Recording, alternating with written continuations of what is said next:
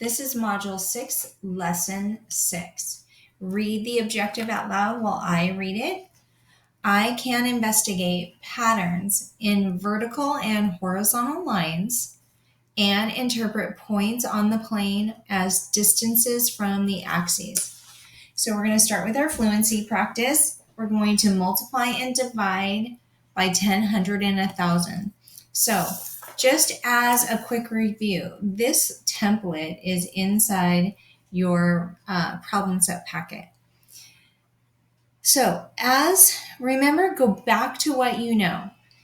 When you multiply by 10, 100, or 1,000, your number gets bigger. So if your number gets bigger, your number is moving across the place value chart. It's getting larger. The number is getting larger. So as the number gets larger, the decimal point moves away from the number. Then when you're dividing by 10, 100, and 1,000, your number gets smaller. So as your number gets smaller, your decimal point is moving to the left, right? So just a quick reminder, going back to what you guys already know. If you want to write this down really quick, you can. Stop the video and write it down. Now, you have about 4 minutes, and what I want you to do in the 4 minutes, I want you to complete these problems as just practice and review. Then we'll come back and check your answers. All right, so let's come back and check our work. Notice my decimal point is moving my decimal point is moving to the right. My answer is 0.3. Decimal point moving twice, 1, 2, 0.5. Decimal point moving 3 times, 1, 2, 3, and my answer is 5. Moving 3 times, 1, 2, 3, my answer is 1,005. And here it's moving twice, 1, 2, my answer is 103.5. Here is 1, 2, and my answer is 123.5. Then my decimal is going to move once to 12.35. And then we're going to move our decimal point 3 times, 1, 2, 3, 1,235. Now, moving on back to division. So our number is going to get smaller. So we're going to move our decimal point to the left once, and our answer is 0.2. We're going to move our decimal point once, and we end up with 0.21. We're going to move our decimal point 2 times, 1, 2, and end up with 0.021.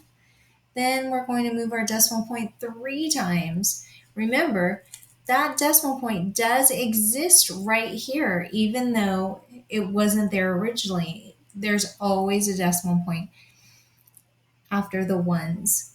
We're going to move it 1, 2, 3, and we end up with 0.021. Then we're going to move our decimal point 3 times. 1, 2, 3, 0.547. And then we're going to move our decimal point once and end up with 5.47. So hopefully you did well. Moving on. So the next part of our fluency is to count by decimals. So let's practice counting by decimals. So first, let's just count by 2s to 20, starting at 0. So count out loud with me while I count. So 0, 2, 4, 6, 8, 10, 12, 14, 16, 18, 20. Now, let's count by 2 tenths to 20 tenths, starting at 0. So count with me. 0 tenths, 2 tenths, 4 tenths, 6 tenths, 8 tenths, 10 tenths, 12 tenths, 14 tenths, 16 tenths, 18 tenths, 20 tenths. All right. Now, So what do you know? You know if you have 10 tenths, you have 1 ones. If you have 20 tenths, you have 2 ones. So now let's start again. Let's count again by 2 tenths. But when we get to the whole number, say the whole number. So do this with me. 0 tenths, 2 tenths, 4 tenths, 6 tenths, 8 tenths, 1. 12 tenths, 14 tenths, 16 tenths, 18 tenths, 2. All right. So this is all review. Now, let's write these decimals as a fraction. So, and then write these decimals, write as a decimal. Write these words as a decimal. Come back and check your work. All right. So hopefully you were successful. 2 tenths, 6 tenths, 8 tenths, 10 over 10. Then write as a decimal. Well, it's 1.2, 1.4, 1.6. The next part of our fluency is to find the missing number on the number line. So I want you to attempt that, see how you do, and then come back and check your work. All right. So these, if you notice, we're keeping with the decimal theme here. A is 0.1, B is 0.2, C is 0.8. Then here, H is 1.4, F is 1.7, and G is 1.0. Then on our last number line here, D is 1.9, E is 1.4. All right, moving on. We now have our application problem.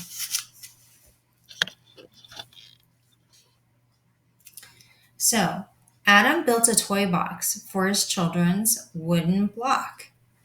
If the inside dimensions of the block are 18 inches by 12 inches by 6 inches, what is the maximum number of 2-inch cubes that will fit inside the toy box? Then, when you're done with that, if Adam had built the box 16 inches by 9 inches by 9 inches, what is the maximum number of 2-inch wooden cubes that would fit in this size box? So, hint, you need to solve for the volume of the big toy box, and then you need to solve the volume of the wooden cube and figure out how many wooden cubes would fit inside the big box. Try it out and come back and check to see how you did. So you're applying what you learned back in Module 5. Okay, so let's correct Part A. So the volume of the block is 2 by 2 by 2, which equals 8 inches cubed.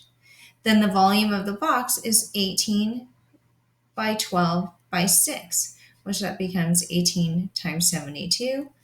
You multiply that together, that becomes 1,296 inches cubed. Here is the multiplication that I did. So now I have these two numbers. How many 8-inch cubes fit inside 1,296 inches cubed? So you simply divide. 8 goes into 1,296. You end up with 162 boxes will fit into the toy box. Now, Part B. Now, Part B, I drew it out.